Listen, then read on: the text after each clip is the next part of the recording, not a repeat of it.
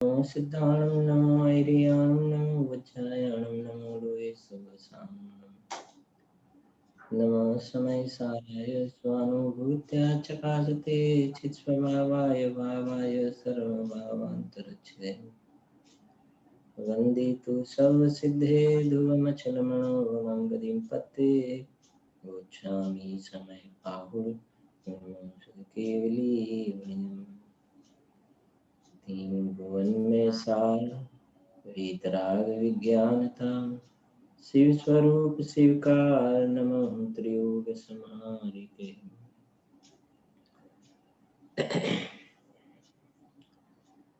આ એક દ્રવ્ય દ્રષ્ટિ પ્રકાશ નામનો ગ્રંથ છે જેમાં પૂજ્ય સોગાનીજી સાહેબના હૃદયોદ્ગાર વચનામૃતનું સંકલન છે.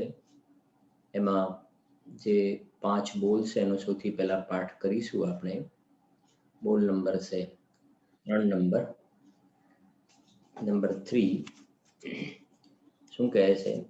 નિર્વિકલ્પ થતા જ પોતાનામાંથી જ એક જ્ઞાન ઉગડે છે જે સામાન્ય અને વિશેષ બંને પડખાને સહેજ જાણી લે છે એને प्रमाण ज्ञान कहे से. हिंदी में पढ़ता हूँ. दूसरा नंबर का बोल सामने स्क्रीन पे है. सिद्ध पर्याय से भी मैं अधिक हूँ क्योंकि सिद्ध दशा तो एक समय की पर्याय है और मैं तो ऐसी ऐसी अनंत पर्यायों का पिंड हूँ. नंबर 3. द्रव्य दृष्टि की अपेक्षा से तो शुद्ध पर्याय भी परद्रव्य है. जब मेरे अस्तित्व में तो शुद्ध पर्याय नहीं है तो राग की तो बात ही क्या. वहां तक है. राग नहीं तो बात शू. फिर आगे 14 नंबर है. ज्ञान का विषय दृष्टि के विषय का प्रयोजन साधने के जितना ही लक्ष्य में लेना ठीक है, बाकी उसका इससे अधिक प्रयोजन नहीं है. तो ये प्रमाणे चौथो बोल थे लास्ट 154 नंबर. मैं वर्तमान में ही समझण का पिंड हूँ. इस प्रकार से ये जो 5 बोल हैं उसका स्वाध्याय हुआ. अब अपन का जो रेगुलर स्वाध्याय चल रहा है 320 नंबर का बोल है. 320 नंबर का बोल है. पेज नंबर है 85 नंबर का पेज है. बोल नंबर है 320. શું કહે છે જો અહીંયા?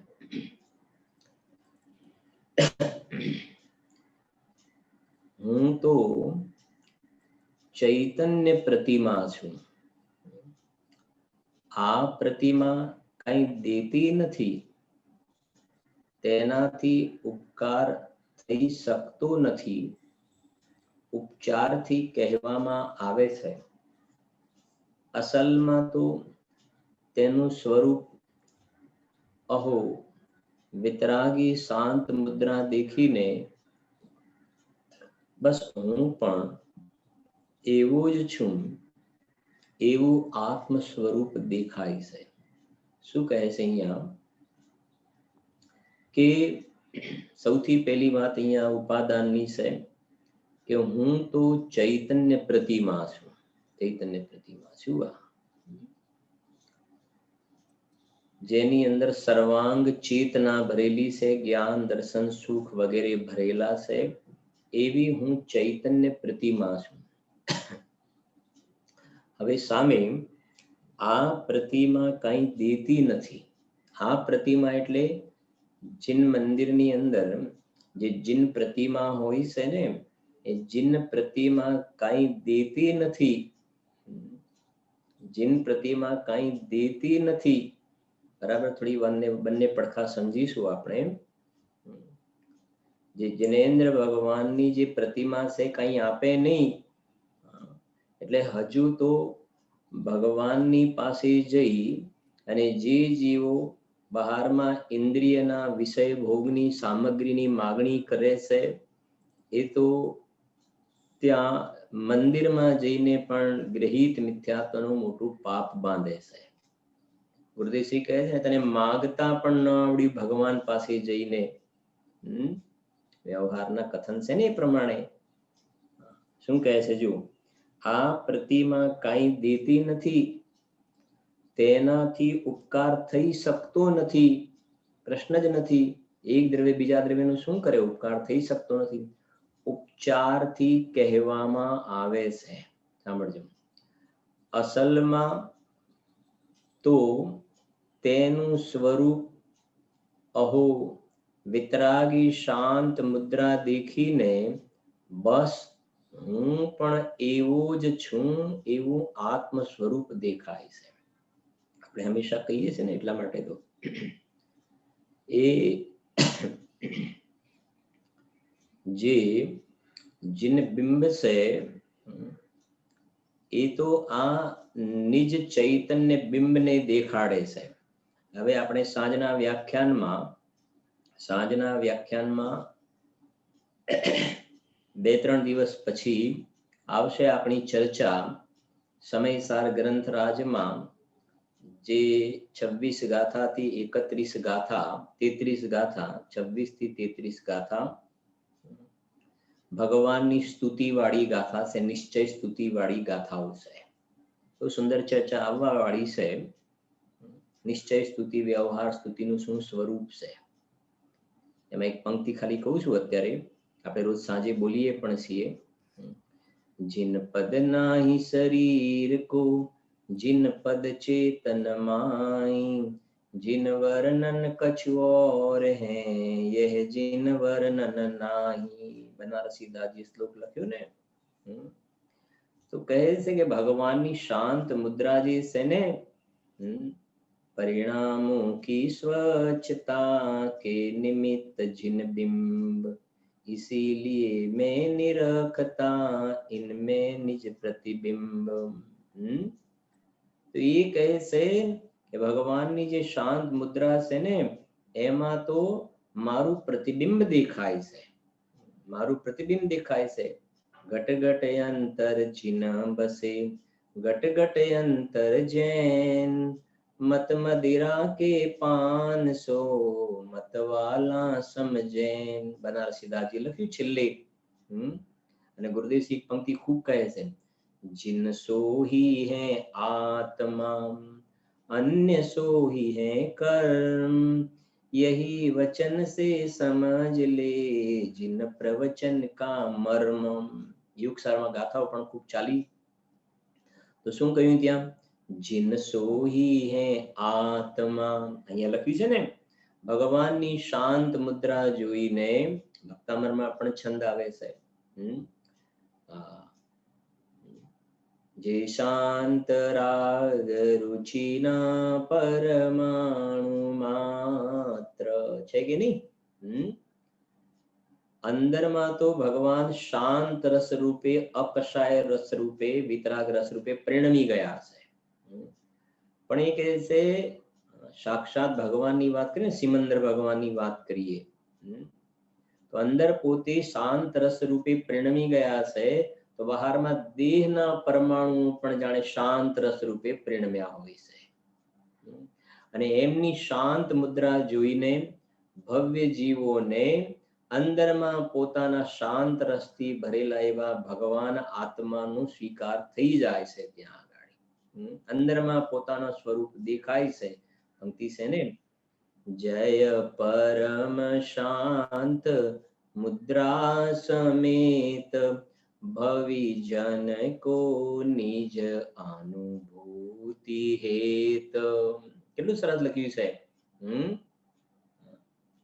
અને આમાં છે ને, અંતર્મુખ મુદ્રાય હો આત્મ તત્વ દર્શાય जिन दर्शन कर निज दर्शन पाम. શું કહ્યું? जिन दर्शन कर निज दर्शन पाम सदगुरु वचन सुहाय याते अंतर दृष्टि विराजे जिनसे जल के शांति अपार છે કે નહીં જો એ કહે એ કઈ ઉપકાર નથી કરતા પણ એવો સહેજ નિમિત્ત નૈમિત્તિક સંબંધ જોવામાં આવે છે એમની શાંત રસથી ભરેલી મુદ્રાને જોઈને જીવો અંદરમાં પોતાના શાંત રસથી ભરેલા એવા ભગવાન આત્માનો અનુભવ કરે છે તો ઉપચારથી વ્યવહારથી એમ કથન કરવામાં આવે છે કે ભવિ ભાગન વજ્જોગે વસાય તુમ દુનિયે સુની વિભ્રમ નશાય એ ઉપચારના વ્યવહારના કથન છે બાકી ભગવાન કઈ કોઈને ધન સંપત્તિ પણ બહારમાં દેતા નથી અને ભગવાન કોઈને કઈ સમ્યક દર્શન પણ દઈ દેતા નથી ભગવાન કોઈને સમ્યક ચારિત્ર નથી દેતા ભગવાન કોઈને રત્નત્રય દેતા નથી પણ વ્યવહાર એવા કથન કરવામાં આવે ને મેરે ન ચાહ કછોર ઈસ રત્નાત્રય નિધિ દીજે મુનીસ છે ને પંક્તિ આવી સ્તુતિમાં એક બાજુ ભગવાન કઈ દેતા નથી અને બોલીએ છે શું મેરે ન ચાહ કછોર ઈસ રત્નાત્રય નિધિ દીજે મુનીસ મને આપ રત્નત્રય દીધે તો ભગવાન થોડા રત્નત્રયને દેવા વાળા છે ભગવાન થોડા રત્નત્રયને દેવા વાળા છે પણ ભગવાનની શાંત વિતરાગી મુદ્રાને જોઈ અને મેં અંદરમાં મારા સ્વરૂપને જોયું તો મારી પર્યાયમાં રત્નત્રય પ્રગટ થયા તો એમના ઉપર ઉપચાર આવ્યો એમના ઉપર આરોપથી કથન કરીને કહેવાય કે ભગવાનના દર્શન કરવાથી મને રત્નત્રયની પ્રાપ્તિ થઈ એવા વ્યવહારના કથન જીનવાણીમાં છે પણ વ્યવહારથી સત્યાર્થ છે ખરેખર અસત્યાર્થ છે થોડીક આગળ એક વાત કરું જરા સાંભળજો ધીરજથી કે સોગાનીજી સાહેબની શૈલી છે ને એ પ્રમાણે કે પેલા બહારમાં મંદિરમાં જે ભગવાન બિરાજમાન છે ને વેદી પર એ તો રત્નત્રયને દેનાર નથી એ રત્નત્રયને દેનાર નથી ખરેખર અંદરનો જે ભગવાન આત્મા છે ને શુદ્ધાત્મા ત્રિકાલી દ્રવ્ય એ પણ રત્નત્રયનો દેનાર નથી ખરેખર તો સમજાય છે ને ખરેખર તો એ પણ રત્નત્રયનો દેનાર નથી સમજો એમાં તો ત્યાગ ઉપાદાન શૂન્યત્વ શક્તિ વાળું તત્વ છે બરાબર સમજો મંદિરમાં બિરાજમાન ભગવાન રત્નત્રયના દાતાર એમ કહેવું એ અસદભૂત વ્યવહારનું કથન છે અને આ શુદ્ધાત્મા રત્નત્રયનો દેનાર કહેવું એ સદભૂત વ્યવહારનું કથન છે વાસ્તવમાં એ પર્યાયમાં રત્નત્રય પ્રગટ થયા છે ને પર્યાયમાં રત્નત્રય પ્રગટ થયા તો ખરેખર જોવામાં આવે તો એ પર્યાયનું ક્ષણિક ઉપાદાનની એવી એ સમયની તત્સમયની યોગ્યતા એ સમર્થ કારણ છે એ પર્યાયમાં રત્નત્રય પ્રાપ્ત થવાની યોગ્યતા હતી એ કાલ હતો એનો સ્વકાલ તો એના ષટકારકથી એ પર્યાયની રચના થઈ છે પણ એ વખતે સમજવી વાત ખરું કારણ તો એ પર્યાય જ કારણ કાર્ય પણ એ પર્યાયમાં છે આ ત્રિકાલી દ્રવ્ય પણ રત્નત્રયનો દાતાર નથી ખરેખર તો આ બધા ગુરુદેવશ્રીએ પાઠ ભણાવ્યા છે પણ આ અસદભૂત વ્યવહાર સદભૂત વ્યવહારને આપણે થોડું સમજીએ તો સરળ થઈ જાય ને તો છે શું કે એ પર્યાય એ વખતે અંદરમાં ઢળેલી છે ને અંદરની બાજુ ઢળેલી છે તો સદભૂત વ્યવહારથી એમ કહેવાય કે આ ત્રિકાલી દ્રવ્ય રત્નત્રયનો દાતાર છે અને એ વખતે બહારમાં નિમિત્ત રૂપે દેવશાસ્ત્ર ગુરુ હતા તો અસદભૂત વ્યવહારથી એમ કથન કરવામાં આવે કે ભગવાન રત્નત્રયના દાતાર છે એમ ઉપચારના કથન આવે આ પ્રમાણે વાસ્તવમાં જોવામાં આવે તો ક્ષણિક ઉપાદાન કારણ એ સમર્થ ઉપાદાન કારણ છે એ સમયની પર્યાયનું એ પ્રમાણેનો ક્રમબદ્ધ પર્યાયમાં એનો સ્વકાલ હતો માટે પર્યાયની રચના થઈ છે આવી છે સોગાની સાહેબના બધા બોલ છે એ પ્રમાણેના પરિણામ યોગ્યતા અનુસાર થઈ જાય છે આગળ આવશે પણ એનો ભાવ થોડો જો આગળ નેક્સ્ટ બોલ 321 શું કહે છે જુઓ 3, 2, 1 જેમ વીર રસવાળાને લડાઈ વગેરેના પ્રસંગમાં શરીર છૂટવાનો ડર નથી તેમ શાંત રસ વાળાને આખું જગત પ્રતિકૂળ થઈ જાય, શરીર છૂટી જાય, એવો પ્રસંગ આવી જાય તો પણ ડગતા નથી. દ્રષ્ટાંત કેટલું સરસ આપ્યું છે. કહે છે ને, જેમ વીર રસવાળાને લડાઈ વગેરેના પ્રસંગમાં શરીર છૂટવાનો ડર નથી. હવે એ વીર રસ એટલે, એ તો વીર રસ એટલે તો વિકારના રસ છે, આમ તો કષાયનો રસ છે, એ વીર રસ છે. સમજાય છે કે નહીં? જેમ વીર રસવાળાને અંદરમાં આત્માનું જે અંદરમાં જે વીર્ય ગુણની શુદ્ધ પર્યાય અલગ, એની વાત નથી. બહારમાં યુદ્ધના મેદાનની અંદર આ શત્રુને મારવા માટે જે યોદ્ધા ઉભા છે ને, તો એ કહે છે લડાઈની અંદર બસ સામેવાળાને અંદરમાં મારવાનું, એટલું અંદરમાં તીવ્ર કષાયના પરિણામ છે, અંદરમાં તીવ્ર કષાયના પરિણામ છે, એને કહે વીર રસ. એવી જાતિના અંદરમાં રસ ચડેલો છે કે ભલે જે થવું હોય, ભલે મારો દેહ છૂટી જાય પણ હું એને તો મારીને જંપીશ. આ નથી હોતા ટેરરિસ્ટ, આતંકવાદી હોય છે ને, હવે એમને ખ્યાલ જ છે ને, ભલે હું મરી જાઉં પણ હું આમ કરીશ. હાલ ને શરીર છૂટવાનો ડર નથી. માનવ બોમ્બ શું કહેવાય છે ને, ખબર છે કે આ ધડાકો થશે ને હું મરી જાય, પણ સામે 1000 માણસ ભલે 1000 માણસ મરશે ને હું ભલે મરી જાઉં, ખબર છે બોમ્બ બાંધીને જ આવે છે. બોલો, શરીર છૂટવાનો ડર નથી એને. શરીર છૂટવાનો એ બતાવવું છે કે પેલી બહારમાં કસાય એટલી હાવી થઈ જાય છે. ટોડરમલજી મોક્ષમાર્ગ પ્રકાશકમાં લખી પણ છે 3જા અધ્યાયમાં, કસાય એટલી એના પર હાવી છે કે શરીર છૂટવાનું એને દુઃખ નથી લાગતું. એટલી કસાય હાવી છે. વીર રસવાળાને શરીર છૂટવાનો ડર નથી. યુદ્ધની અંદર લડાઈ વગેરેના પ્રસંગમાં એટલી કસાય હાવી છે, શરીર છૂટવાનો ડર નથી. તો જેમ ત્યાં કસાય એટલી પ્રબળ છે કે શરીર છૂટવાનો ડર નથી, તો અહીંયા કસાયની સામે બિલકુલ ઓપોઝિટ છે. અહીંયા અંદરમાં વીતરાગતાની એટલી પ્રચુરતા છે, વીતરાગતાની એટલી પ્રચુરતા છે કે દેહ ગૌણ થઈ ગયો છે. જેમ ત્યાં કસાય એટલી પ્રમુખ થઈ ગઈ છે કે દેહ ગૌણ થઈ ગયો છે, એમ અંદરમાં આત્માના આશ્રય પ્રગટેલો શાંત રસ, વિતરાગ રસ જે છે, અકષાય રસ, પેલો કષાય રસ છે, આ અકષાય રસ અંદરમાં આત્માના આશ્રય એવો પ્રગટ થયો છે, એવો પ્રગટ થયો છે કે શરીર ગૌણ થઈ ગયું છે. શરીર ગૌણ થઈ ગયું છે. બરાબર ધ્યાનથી સમજો, બહુ સુંદર પ્રકરણ છે, બહુ સુંદર ટોપિક છે. જેમ યુદ્ધની અંદર લડવા વાળો લડવૈયો જે છે, એને અંદરમાં કષાય એટલી પ્રબળ થઈ ગઈ છે, કષાય એટલી પ્રબળ, ભલે મારું જે પણ હું એને તો મારીને જંપીશ, ભલે મારો દેહ છૂટી જાય પણ હું એને મારીને જંપીશ, એને મારીને જંપીશ.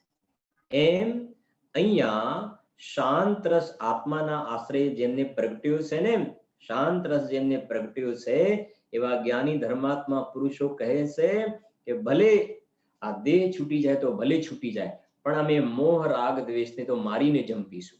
અમે આ ભગવાન આત્માને શુદ્ધાત્માને એટલી વીરતાથી પકડીશું, અંદરમાં ચૈતન્ય દેવને ઉગ્રતાથી અંદરમાં અમે લીન થઈશું કે મોહ રાગ દ્વેષ કસાયોને મારીને જંપીશું. અને મારીને જંપીશું માને ભગવાન થઈ જાય છે, પેલી બાજુ પેલો મરી જાય છે, અને પરિણામ ખોટા ફળની અંદર ક્યાં જીવ ચાલ્યો જાય છે, અને અહીંયા દેહ છૂટી જાય છે, નિકલ પરમાત્મા બની જાય છે. બંનેમાં અંતર છે. અહીંયા એ બતાવવું છે કે બહારમાં પાપના પરિણામની અંદર પણ એવો કષાય ચડી જાય કે શરીર ગૌણ થઈ જાય છે, તો પછી અહીંયા આત્માનો રસ ચડે, ચૈતન્યનો રસ ચડે, તો આ શરીર ગૌણ થઈ જાય તો સ્વાભાવિક છે. દ્રષ્ટાંત કેટલું સરસ સમજાવી છે. શરીરનું ગૌણ થઈ જવું સ્વાભાવિક છે ને, એમાં શું મોટી વસ્તુ છે. અને અંદરમાં તો પોઝિટિવિટી છે, પોઝિટિવ છે ને, અંદરમાં રસ આવે છે. તો પેલું તો કષાય છે તો નેગેટિવ છે, તો પોઝિટિવ છે. જેને આતંકવાદી કષાયના રસમાં ચડેલો છે, એનો દેહ છૂટી જાય છે, એનો ભલે કે હું 500 માણસને મારી હું ભલે મરી જાઉં, એનો તો દેહ છૂટી જાય છે ને નરકની ગોદમાં ચાલ્યો જાય છે આતંકવાદી. અને આ જે છે ને ભગવાનનો, જિનેન્દ્ર ભગવાનનો ભક્ત જ્ઞાની ધર્માત્મા પુરુષ છે, એ શાંત રસ અંદર એને એટલો વધી ગયો છે, એ મોહ રાગ દ્વેષને મારી અને શરીર રહિત અશરીરી સિદ્ધ દશાને પ્રાપ્ત થઈ જાય છે. એક વખત જીવ શાંત રસને ચાખે તો ખરા, શાંત રસનો સ્વાદ લે તો સહેજ એને ખ્યાલ આવે છે કે બેસા દેહની ગૌણ સ્થિતિ થઈ જાય છે. માત્ર દેહથી સંયમ હેતુ હોય જો, દેહ પણ કિંચિત મૂર્છા નવ જોય જો, એ બધા પદ એનું ભાવ ભાષણ એને થઈ જાય છે. જીનવાણીમાં જેટલા પણ લખ્યા છે ને, છેદાવ વા ભેદાવ કો નષ્ટ બનો ભલે, વા અન્ય રીત કો જાવ, આ પરિગ્રહ દેહ મારો નથી. જો એને બહુ ઉપસર્ગ કરતા પ્રત્યે પણ ક્રોધ નહીં, બધું લાવવું પડશે ત્યાં. બોલ વાંચી છે જો, જેમ વીર રસવાળાને લડાઈ વગેરેના પ્રસંગમાં શરીર છૂટવાનો ડર નથી, તેમ શાંત રસવાળાને, જો આ શાંત રસ એટલે ખાસ થોડું સમજવું, શાંત રસવાળાને આખું જગત પ્રતિકૂળ થઈ જાય, શરીર છૂટી જાય, એવો પ્રસંગ આવી જાય તો પણ ડગતા નથી. લો, આ શાંત રસ એટલે બહારમાં એમનો સ્વભાવ બહુ શાંત સ્વભાવ, એ શાંત રસ નહીં. બહારમાં લૌકિકમાં સ્થૂળ દ્રષ્ટિથી કહેવાય એમનો સ્વભાવ બહુ શાંત સ્વભાવ, શાંત સ્વભાવ, એ નહીં. અહીંયા તો આત્મા, જે આપણે શાંતિ વિધાન હોય છે, શાંતિ પાઠ હોય છે, તો ખરેખર જોઈએ છે કે આત્મા અંદરમાં સુખ શાંત રસથી લબાલબ ભરેલો છે. શાંત રસ કહો, વિતરાગ રસ કહો, અકષાય રસ કહો, એની વાત છે. બહારમાં જે પેલી શાંત પણ દેખાય ને, એ તો શાંત નથી, તો એક પ્રકારની કષાયની મંદતા હોય, એ અલગ વાત છે. પણ આ તો રિયલમાં આત્માના આશ્રય પ્રગટેલી વિતરાગ ભાવ છે. અને આવો અંદરમાં જેને વિતરાગ ભાવ પ્રગટ્યો ને, એને કહે છે કે ગમે તેવા પ્રકારની પ્રતિકૂળતાઓ આવે ને, એ કહે છે સમયસારમાં ગાથા છે ને ત્યાં, કે જેમ અગ્નિને, સમજો, જેમ સુવર્ણને અગ્નિમાં ગમે તેટલું તપાવવામાં આવે તો પણ સુવર્ણત્વપણાને નથી છોડતું. સોનું છે ને, એને અગ્નિમાં તપાવો તો ગોલ્ડપણાને નહીં છોડે. લાકડું હોય ને અગ્નિમાં નાખો તો, લાકડાને અગ્નિમાં નાખો તો બળી જાય, બળી જશે ને. પ્લાસ્ટિકને નાખો તો બળી જાય, કાગળને નાખવામાં આવે તો બળી જાય, પણ સોનાને નાખવામાં આવે તો નહીં બળે, એવું ને એવું જ રહેશે. એમ ત્યાં લખ્યું, જેમ અગ્નિ તપ્ત સુવર્ણ, સુવર્ણ ભાવ નહીં ત્યજે, એવો ભાવ લખ્યો ત્યાં. એમ જ્ઞાની જે છે, અનેક પ્રકારના કર્મના ઉદય આવે છતાં જ્ઞાની પોતાના જ્ઞાનમય ભાવને છોડતા નથી, શાંત ભાવને છોડતા નથી, એ ઉદય ભાવમાં નથી ખેંચાઈ જતા. એ તો કહે છે કે બહારમાં એવા પ્રતિકૂળ સંયોગો આવે ને, એ કહે છે આ તો અમારો સારો એક પ્રસંગ આવ્યો છે, અમે અમારા સ્વરૂપની અંદર ઉગ્ર પુરુષાર્થની અંદરમાં ચોંટી જઈએ છીએ. વચનામૃતમાં બોલશે ને એ પ્રમાણે.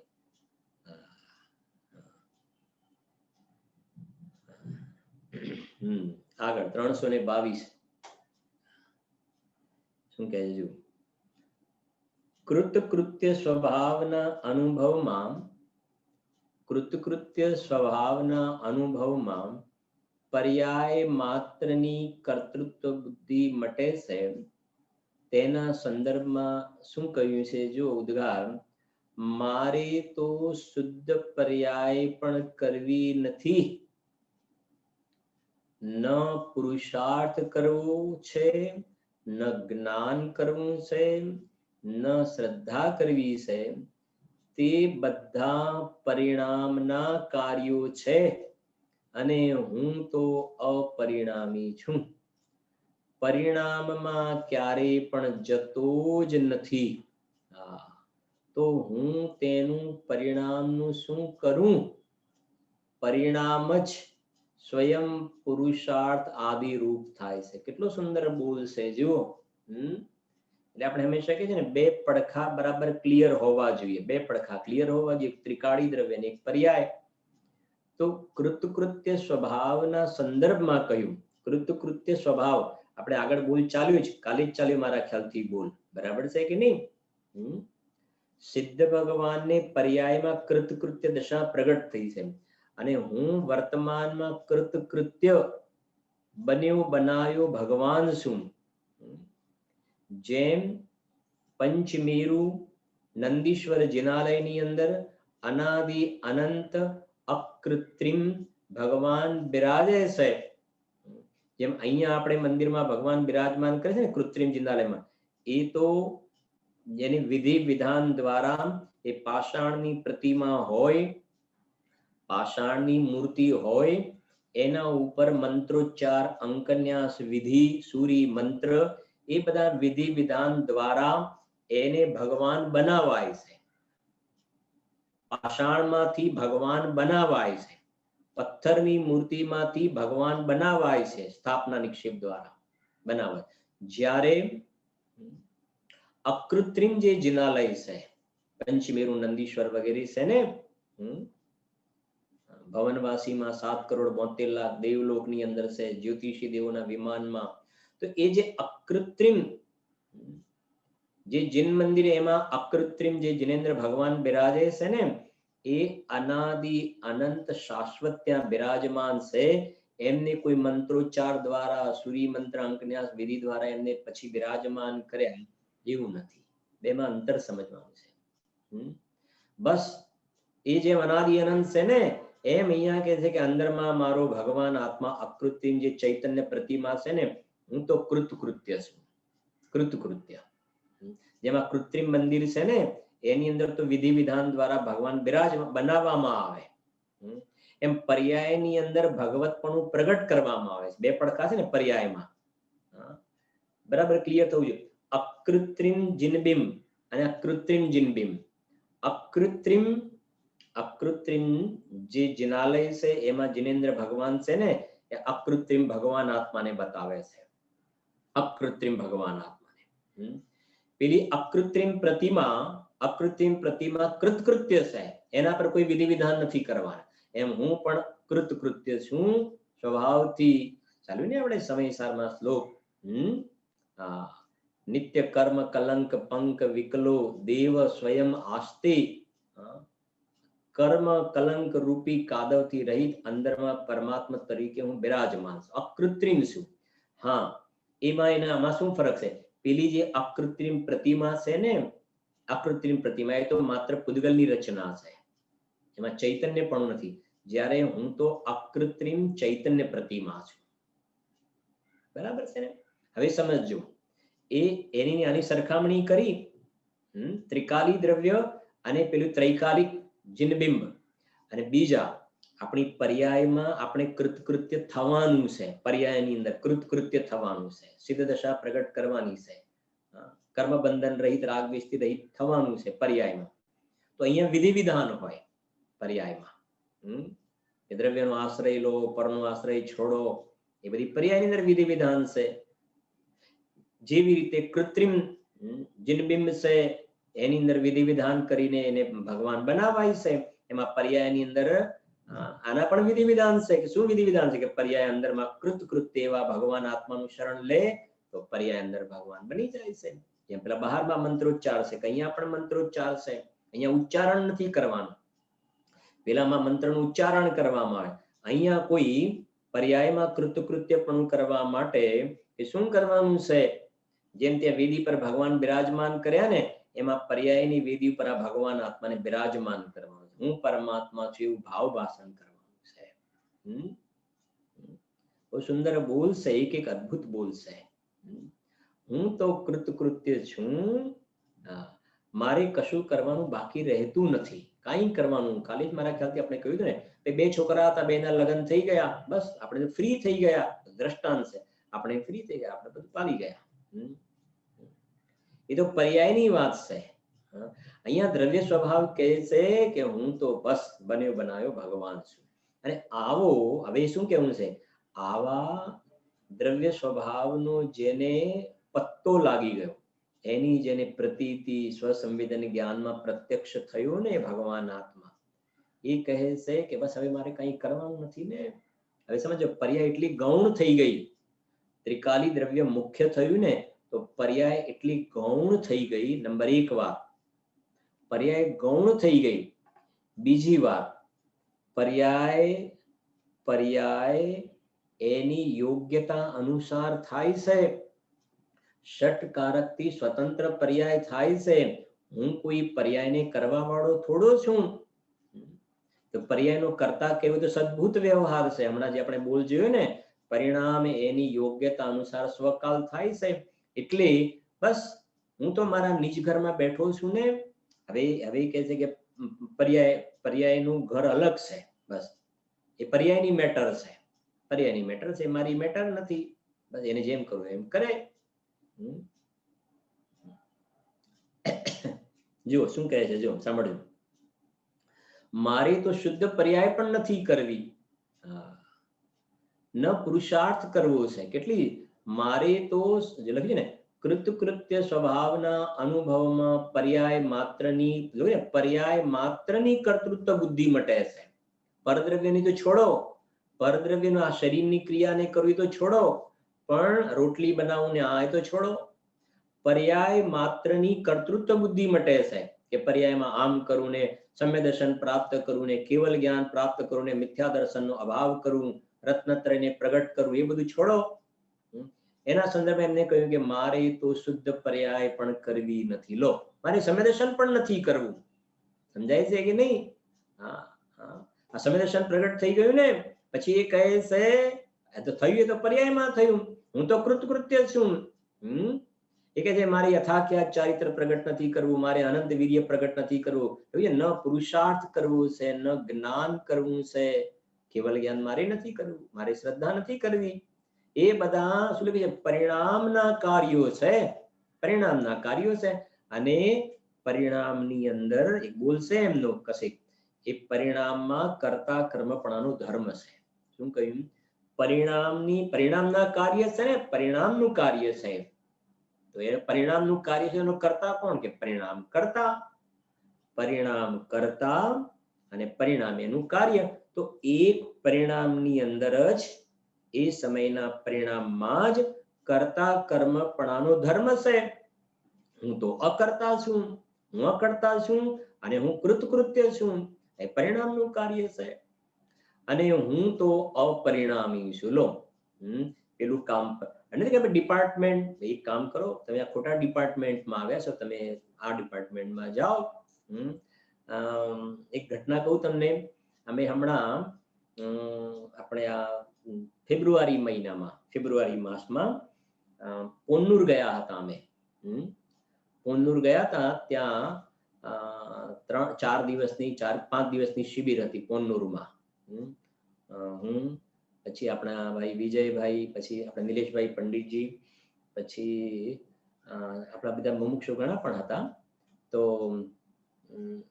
ત્યાં અમે પોન્નુરમાં શિબિર પૂરી થઈ ગયા. થોડી આ ઘટના ખ્યાલ આવે છે ને, દ્રવ્ય પર્યાય વાળી, ક્યાં ભૂલ પડી જાય. ખાલી સિમ્પલ કહીને આગળ વધુ છું. થોડી ભૂલ અમારી ક્યાં પડીએ કે પોન્નુર શિબિર પૂરી થઈ ગઈ પછી અમારે રિટર્ન ત્યાં ચેન્નઈથી બેસવાનું હતું ફ્લાઇટમાં. તો પહેલા અમે જે બધા પેસેન્જર હતા એમાંથી અમારા એક પેસેન્જરની વહેલી ફ્લાઇટ હતી, બીજી ફ્લાઇટ હતી, એક પેસેન્જરની વહેલી ફ્લાઇટ હતી. તો પહેલા અમે એમને ડ્રોપ કરી દીધા. પછી અમે ત્યાં સામે જે ધર્મશાળા છે આપણી, બરાબર છે કે નહીં, જૈન ધર્મશાળા છે. તો ત્યાં આગળ અમે જમવા વગેરેનું પૂરું કરીને પછી અમારી નેક્સ્ટ ફ્લાઇટ હતી. તો પછી અમે પાછા ત્યાં આવ્યા. એ જગ્યા પર પૂછ્યું તો કે આ તો ઇન્ટરનેશનલ નું અહીંયા છે, આ ડોમેસ્ટિક નથી. અરે મેં કીધું અમે 3 કલાક પહેલા તો અહીંયા આવ્યા છીએ. અમારા એક પેસેન્જરને અહીંયા છોડવા માટે આવ્યા, એમની પહેલી ફ્લાઇટ હતી. કે ના ભાઈ, તમે જુઓ અહીં ગાડી જુઓ. અરે કીધું અમે અહીંયા જ આવ્યા છીએ. કે ના, તમે ખોટી જગ્યા ઉપર છો. પછી બહાર કે તમે જુઓ. મેં કીધું ના યાર, પણ અમે બધા 2-3 જણા હતા, 3-4 જણ સાથે હતા. કીધું કે આ જગ્યા પર તો આપણે છોડ્યા છે, ડ્રોપ કર્યા છે, આવું ના બને નહીં. આગળ પાછળ પછી અંદર જે પેસેન્જર હતા એને ફોન પણ કર્યો. આપણા વિજયભાઈના મિસિસ હતા ઘરેથી, એમના ફોન કર્યો કે હું તો અંદર સેફ જ છું, અંદર જ બેઠી છું. ફોન કર્યો, કીધું બે અંદર છે ને, એ તો તમે ના પાડો છો આમ તેમ. તો પછી થોડુંક એ થયું. પછી કીધું કે ના, તમે આગળ તપાસ કરો, જાઓ આગળ છે ડોમેસ્ટિકનું. પછી અમે ગયા તો બિલકુલ અહીંયા સમજો, ઇન્ટરનેશનલ નું બહારનું જે ઇન્ફ્રાસ્ટ્રક્ચર છે ને એવું સેમ ઇન્ફ્રાસ્ટ્રક્ચર ડોમેસ્ટિક નું છે બહારનું, બરાબર છે કે નહીં? બહારનું સેમ. એટલે અમે એકચ્યુઅલી પહેલા અમે ડોમેસ્ટિક આગળ જ ઉતર્યા હતા અને ત્યાં ઉતાર્યા હતા એમને. પછી જમીને આવે એટલે એવો કંઈ ખ્યાલ બહાર ગયો એટલે પેલું અહીંયા ઉતારી દો અમને. પેલું ઇન્ટરનેશનલ આવે એટલે અમે કીધું અહીંયા ઉતારી દો અમને. અને ત્યાં અમે રકઝક કરવા લાગ્યા. હવે પેલા ત્યાંના વોચમેન, પછી ત્યાંના જે સિક્યોરિટી બીજા જે બધા હતા ત્યાં આગળ ત્યાં ડિપાર્ટમેન્ટમાં બેસવાના કે તમે ખોટી જગ્યા પર છો, તમે ત્યાં જતા રહો, ખોટી જગ્યા પર છો, તમે ત્યાં જાઓ. માનતા નહોતા. હવે ટાઈમ થવા આવે, મેં કીધું ચલો આ કેસ હતું કંઈક તો હશે. પછી તપાસ કરતા કરતા ત્યાં પહોંચ્યા ને સોલ્યુશન આવ્યું એમ. તો વાત એના પરથી ખ્યાલ આવી કે બંને સેમ દેખાતા હતા ને, પણ બંનેમાં ઘણો ફરક હતો. પેલું ઇન્ટરનેશનલ હતું ને પેલું ડોમેસ્ટિક હતું. હવે ખોટી જગ્યાએ ઉભા હતા એટલે હેરાન થતા હતા, ખોટી જગ્યાએ ઉભા હતા એટલે હેરાન થતા હતા. અહીંયા એ જ કહે છે કે આ ત્રિકાલી દ્રવ્ય છે અને એક પર્યાય છે. એક ત્રિકાલી દ્રવ્ય છે અને એક પર્યાય છે. હવે અહીંયા એ કહેવું છે કે હું તો અપરિણામી છું, હું અપરિણામી છું, અને આ બાજુ પર્યાય જે છે પરિણમનશીલ છે. હવે મારી પાસે તમે અપેક્ષા રાખો, જેમ કે આપણે ઇન્ટરનેશનલ વાળા પાસે તમે ડોમેસ્ટિક ની અપેક્ષા રાખો તો ખોટું પડે ને. એ તો ઇન્ટરનેશનલ છે. એમાં ગાયક ભગવાન આત્મા જે છે ને, એને તો ઇન્ટરનેશનલ કે એનો જે કહો ને એ મોટું તત્વ છે અંદરમાં શુદ્ધ આત્મા. એની પાસે તમે આ પર્યાયના કામ કરાવવાની અપેક્ષા રાખો, પર્યાયના કામ કરાવવાની.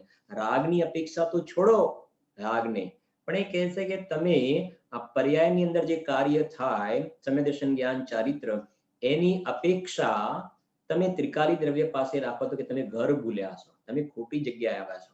હું તો અપરિણામી તત્વ છું. ઇન્ટરનેશનલ ફ્લાઇટ જ્યાંથી જતી હોય ત્યાં તમે ડોમેસ્ટિક ની અપેક્ષા ખોટી રાખો છો ને, હેરાન તમે થશો. એમ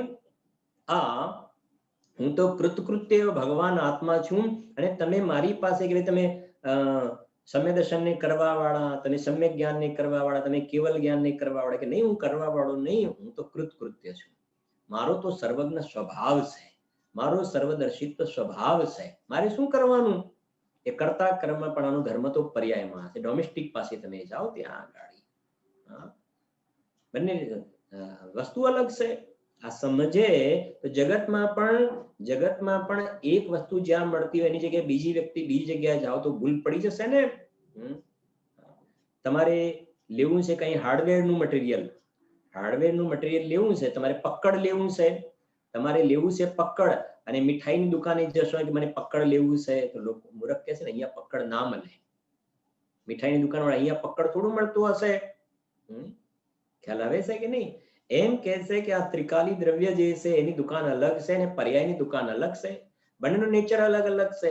જ્યાં સુધી બેઝિકલી જીવ આ વાત નહીં સમજે ત્યાં સુધી જીવને ભેદ વિજ્ઞાન કેવી રીતે કરશે? કોનું અવલંબન છોડવું, કોનું અવલંબન લેવું, કેવી રીતે સમજણ પડશે એને? જો બહુ સરસ છે કે બોલ 323 આગળ 323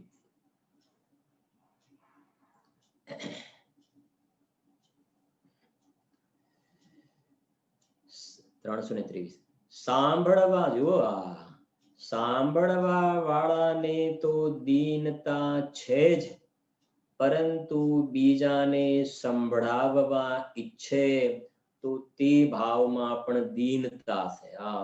જો તો ખરા શું બોલશે. આ ધર્મની વાતો હો, આ સમયસારની વાત, નિયમસારની વાત, આ દ્રવ્ય દ્રષ્ટિ પ્રકાશ, આ સમયસાર નાટક, આ બધી ધર્મની વાત સંભળાવવાની વાત છે. આ બહારમાં પેલી પાપની વિકથાઓ સમજાય છે કે નહીં? કે આ તમે આનું શું કર્યું, મકાનનું શું કર્યું, લગ્નના પ્રસંગનું શું કર્યું, પછી છોકરાનું પેલું ભણવાનું શું કર્યું, ત્યાં એડમિશન મળ્યું કે ના મળ્યું, એ બધી બહારની વાત સાંભળાવું ને સાંભળવું એ નહીં. આ તો હું પામરમાંથી પરમાત્મા કેવી રીતે બનું, હું ભગવાન કેવી રીતે બનું, એવી વાત સાંભળવાનો ભાવ છે ને. હું ભગવાન કેવી રીતે બનું એવું સાંભળવાનો ભાવ છે. સાંભળવાનો ભાવ, એ સાંભળવાના ભાવમાં એ રાગ છે ને, એ દીનતા છે. એ કેવું છે? દીનતા છે. કેવા સરસ બોલશે. દીનતા એટલે તો ખ્યાલ આવે છે ને. દીનતા, સાંભળવાનો ભાવ દીનતા છે.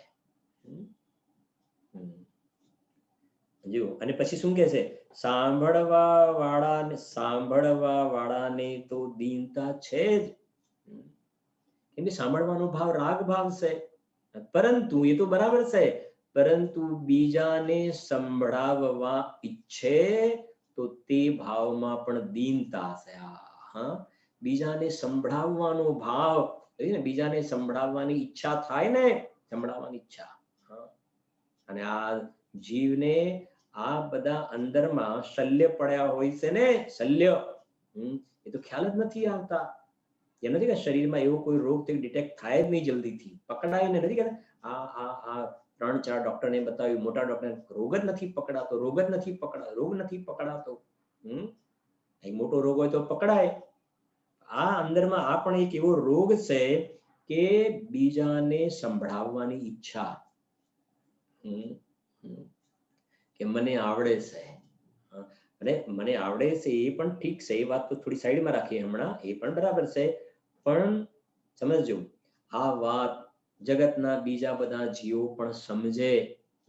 મને આવડે છે એવું નથી બતાવવું, એ તો વાત અલગ થઈ થોડી પાછી, બરાબર છે ને, કઈ અંદરમાં અભિમાન એ જાતિની વાત અલગ છે, પણ એ સિવાય પણ સહેજ રૂપે એક પ્રકારથી કે ને અંદરમાં સમજાવવાનો જે ભાવ આવે છે ને, ત્યારે આવી સરસ વાત છે ને, તો જગતના જીવો પણ કેમ કરીને પામે, પરિવારમાં પણ આ બધા વાત પામે, પાઠશાળાની અંદર પણ આ વાત બધા પામે. સમજાય છે કે નહીં? હા, આ બધા જગતમાં જેટલા જીવો છે આ વાત સમજે તો સુખી થાય. તો સમજાવવાનો ભાવ એટલા માટે આવે ને બેબી ને એંગલ બરાબર, મારું નામ બધા મને ઓળખે, મારી વાહ વાહ થાય, મને આગળ બોલાવે, એ જે સલ્લે છે એ તો કચરો અલગ છે, એની વાત નથી, પણ એમને એમ ખાલી અંદરમાં એવો કરુણાનો ભાવ આવે ત્યારે આવી અદ્ભુત નિધિ છે. આ કેટલી સરસ વાત ગુરુદેવશ્રીએ સમજાવી છે. અને બધાને આવી પ્રકારે સમજાવવાનો ભાવ આવે કે ભાઈ આ બધી વાતો બધા પામે તો સારું. હવે એ કેવું છે, એવો અંદરમાં જે ભાવ આવે છે ને, અહીંયા તો કે છે એ પણ દીનતા છે, દીનતા છે. રાગ ભાવ છે ને, અને શું કામ એવો ભાવ શું કામ, અને એ બીજાને સમજાવવાનો ભાવ એ દીનતા, મને સરવાળે તો તને રાગ છે, ત્યાં આગળ દીનતા છે. અને તું સમજો, તું દુખી શેનાથી છે એવું તેને સમજાવવાનો ભાવ છે, સમજાવવાનો ભાવ, અને એ ભાવથી તું દુખી છે, અને સામેવાળો ન સમજે ને તો તને વધારે દુઃખ થાય છે કે મને સમજાવવાનો ભાવ સમજતા નથી. તમને ખ્યાલ છે ગુરુદેવ શ્રી દ્રષ્ટાંત આપે છે ને, બહુ સરસ દ્રષ્ટાંત આપે છે ગુરુદેવ શ્રી. એનો ભાવ થોડો સમજીએ આપણે, કે સામાન્ય રીતે બહારમાં એક સામાન્ય લૌકિક સજ્જનતા વગેરે કહેવાય ને, કોઈ સાધારણ કોઈની એકદમ એવી સ્થિતિ હોય તો જેમ સમજી અત્યારે હવે ઠંડીની મોસમ ચાલુ થશે તો ઘણી વખત આપણે કહીએ પણ છે, દ્રષ્ટાંત પણ આપીએ છીએ કે ફૂટપાથ ઉપર બધા સૂઈ ગયા હોય ને, તો પછી આની અંદરમાં વિકલ્પ હોય કે ભાઈ 50 વ્યક્તિ સૂઈ ગયા છે ને, બધાને મારે એક બ્લેન્કેટ બધાને આપવા છે. હવે અઠવાડિયેથી પ્લાનિંગ કર્યું, પણ જવાનું પ્લાનિંગ કર્યું, પાછું કંઈ પ્રોબ્લેમ થયો, પાછું પ્લાનિંગ કર્યું કે 10-12 દિવસથી આવું પ્લાનિંગ કર્યું હતું પણ કોઈ સેટિંગ નહોતું, તો એક દિવસે સેટિંગ થઈ ગયું અને બધાને બ્લેન્કેટ આપી દીધા. બરાબર, રાત્રે બધા સૂઈ ગયા હતા અને ખ્યાલ પણ ના આવે, એક-એકના પાસે બ્લેન્કેટ મૂકીને ચાલ્યા ગયા. પછી શું કહે છે, આજે મને જરાક થોડું, બસ 10 દિવસથી મને આ વિકલ્પ એટલો ચાલતો હતો, 10 દિવસથી મને આ વિકલ્પ ચાલતો હતો કે આ મારે કામ કરવા જેવું છે, આ કામ કર, આજે મને થોડુંક સારું લાગે, ચલો ભાઈ એક કામ થઈ ગયું. હવે આ વાત ઉપર આપણું ધ્યાન નથી જતું કે હવે તો 10 દિવસ સુધી તું દુખી હતો. કેમ દુખી હતો? કેમ કે મારે આ બધાને બ્લેન્કેટ આપવા છે, એવો તને રાગ હતો, તું રાગના કારણે દુખી હતો, રાગથી દુખી હતો, અને એ રાગ તારો પૂરો થયો ને એટલે તને રિલેક્સ લાગે છે, તો વાસ્તવમાં તો તે તારા દુઃખનો ઉપાય કર્યો છે, પણ તકલીફ એટલી છે કે પાછો બીજો વિકલ્પ ચાલુ થઈ જાય એટલે રાગ તો ચાલુ જ રહ્યો. એમ અહીંયા પણ એક એવું છે, સમજજો કે બીજાને સંભળાવવા ઈચ્છે છે, અને જ્યાં સુધી સંભળાવવાનો યોગ બને નહીં, હવે અત્યારની આપણે પ્રેઝન્ટ વાત કરીએ કે ક્યારે મંદિરો ખુલે અને ક્યારે સ્વાધ્યાય ભવન ફરી ધમધમતા થઈ જાય અને બધા સીધા આપણે બિલકુલ આ ઓનલાઈન તો કહેવાનું આપણે કે ઓનલાઈન છીએ, આ ઓનલાઈન અને રિયલમાં પેલા સામે બેઠા હોઈએ અને એની અંદર એકબીજાના જે ભાવો અંદરમાં બને છે, એવા દિવસો ક્યારે આવે ફરીથી આપણે મળવાનો પ્રસંગ બને અને સાથે બેસીને જીન મંદિરમાં સ્વાધ્યાય પૂજા વગેરે કરીએ, તો હવે એ બધા ભાવો છે ને એ દીનતા છે, કેવું છે દીનતા છે, દુઃખ છે. જ્યાં સુધી એ ભાવો ફૂલફિલ ન થાય ત્યાં સુધી દુઃખી છે. અને સમજો એવો યોગ બની ગયો અને ફરીથી આવું વાતાવરણ બની ગયું, પહેલા જેવું વાતાવરણ બની ગયું, છતાં પણ પછી તને બીજા પ્રકારની ઈચ્છા રહેશે. એટલે સરવાળે એક કેવું છે કે સાંભળવાનો ભાવ, જીનવાણી સાંભળવાનો ભાવ અને જીનવાણી સંભળાવવાના ભાવમાં પણ દીનતા લાગવી જોઈએ. કોની સામે?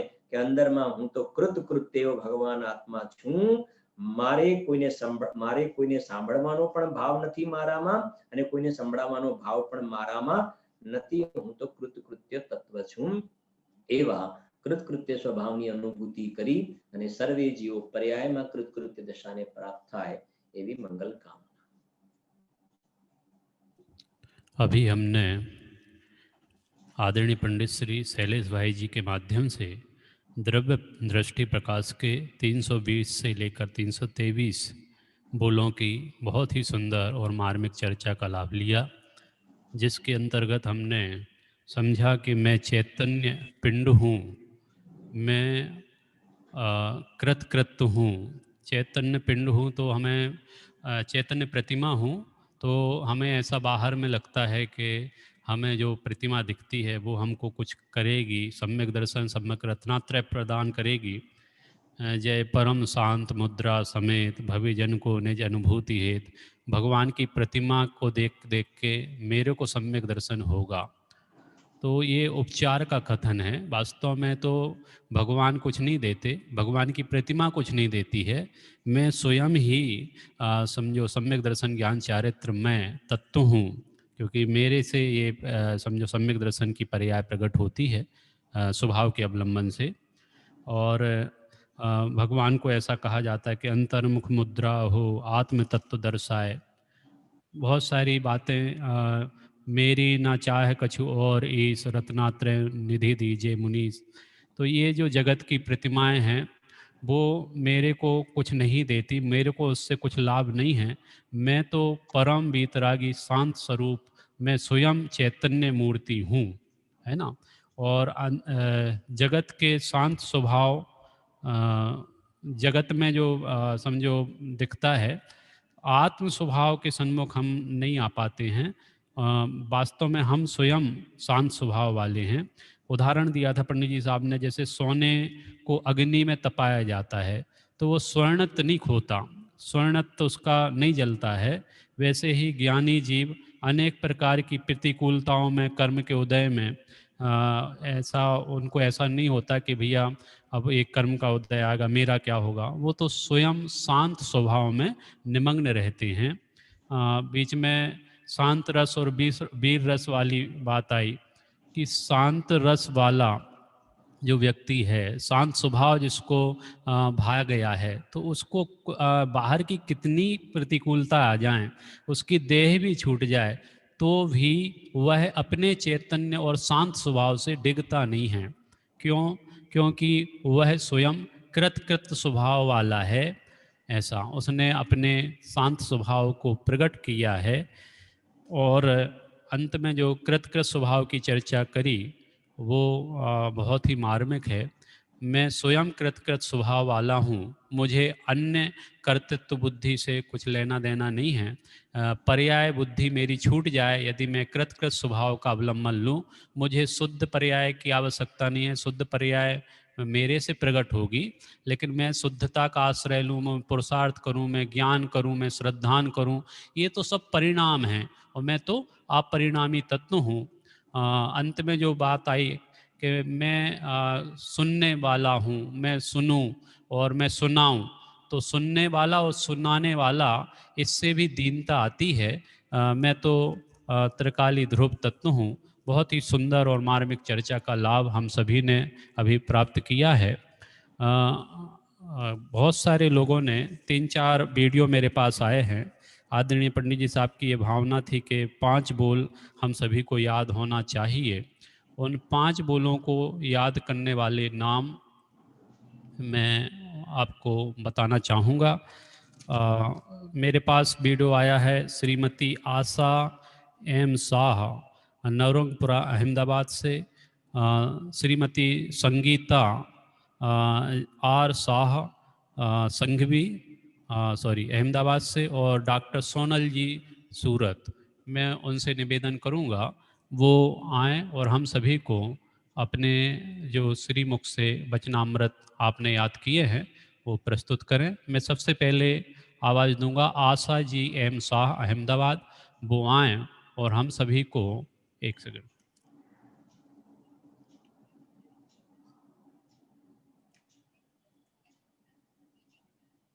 एक सेकंड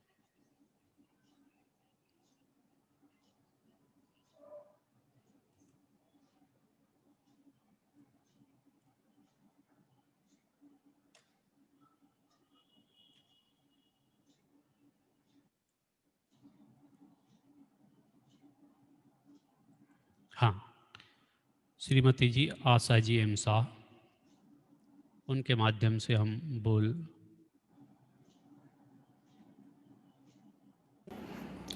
जय जिनेन्द्र।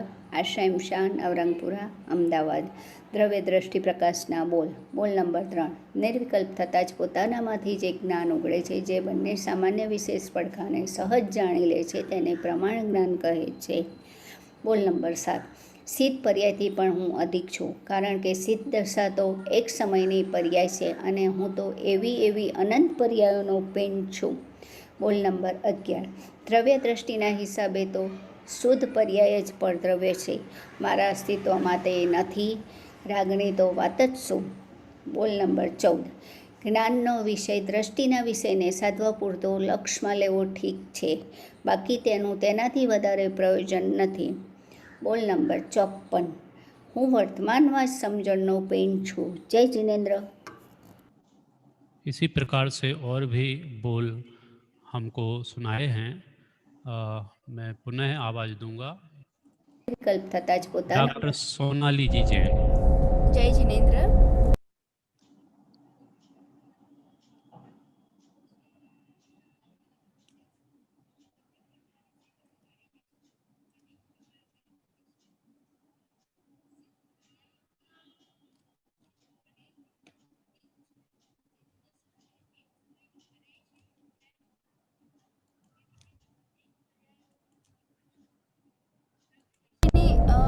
અપેક્ષા है।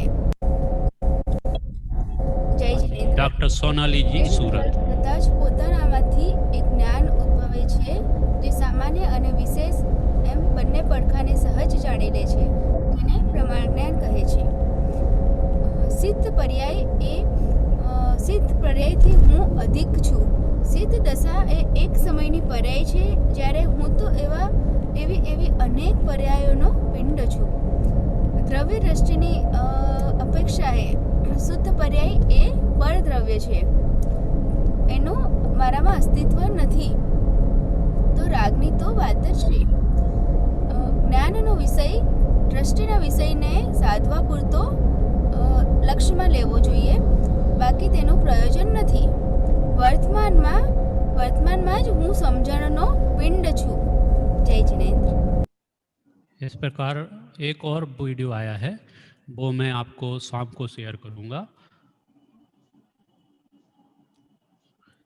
इस प्रकार से आदरणीय पंडित जी साहब की भावना फलीभूत हो रही है और बहुत सारे साधर्मी इन बोलों को स्मरण करते हुए अपने वीडियो बनाकर भेज रहे हैं। आपसे पुनः निवेदन है, यदि आप ये बोल याद नहीं किए हैं तो 30 तारीख तक आप ज़रूर याद करें और याद करके अपने जीवन को निहाल करें। वास्तव में बहुत ही सुंदर बोल है और प्रातः स्मरणीय बोल हैं। अभी हम आप सभी से निवेदन करेंगे कि जिनवाणी विनय के लिए अपने स्थान पर खड़े होकर जिनवाणी विनय करेंगे। जावाणी के ज्ञान ते सूझे लोकालो, सोवाणी मस्तक नमो सदा देतु हूँ धो। नमो कार्बन।